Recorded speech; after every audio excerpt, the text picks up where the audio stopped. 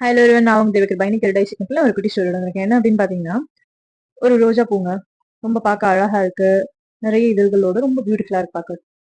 இது என்ன பண்ணுது அப்படின்னு பாத்தீங்கன்னா, மத்த பூக்களோட போய் ஃப்ரெண்ட்ஷிப் வச்சுக்கணும் அப்படின்னு நினைக்குது.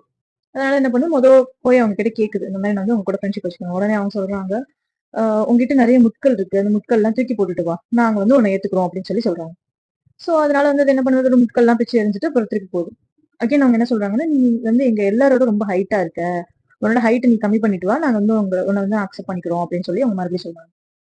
அகைன் என்ன பண்ணுது, போய் அதோட ஹைட்ல பாதியை வந்து கட் பண்ணிட்டு அது வந்து அவங்க சைஸ்க்கு கொஞ்சம் குட்டியாகி மறுபடியும் போகுது. அகைன் மறுபடியும் என்ன சொல்றாங்க அப்படின்னா, உங்ககிட்ட வந்து எங்களை விட அதிகமான இதழ்கள் இருக்கு, அந்த இதழ்கள் எல்லாத்தையும் எடுத்து போட்டுட்டு வா, நாங்க வந்து உன்னை வந்து ஏத்துக்கிறோம் அப்படின்னு சொல்லி சொல்லுது. ஓகே அப்படின்னு சொல்லிட்டு அதோட இதழ்கள் எல்லாத்தையும் பிச்சு போட்டுட்டு கடைசியில வந்து போகுது. அப்ப அவங்க எல்லாரும் என்ன சொல்றாங்க அப்படின்னு பாத்தீங்கன்னா,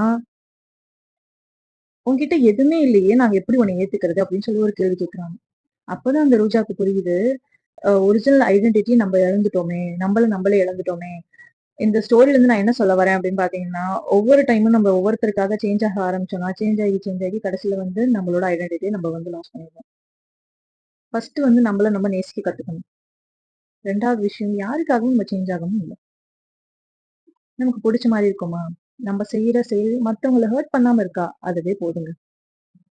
நம்ம புடிச்ச மாதிரி நம்ம நடந்துக்கிறோமா, நம்ம புடிச்ச மாதிரி நம்ம லைஃப் லீட் பண்றோமா, அது போதும். அதை விட வேற என்ன வேணும்? Self love is the best love. உங்களை நீங்களே நேசிங்க. நம்ம எப்படி இருந்தாலும் பரவாயில்லைங்க. மத்தவங்களுக்காக நம்ம மாத்திக்கணும் இல்ல. மத்தவங்கள பார்த்து நம்ம மாறணும்னு கிடையாது. இந்த செக்மெண்ட் உங்களுக்கு பிடிச்சிருக்குன்னு நினைக்கிறேன். This is Deva signing off. Bye.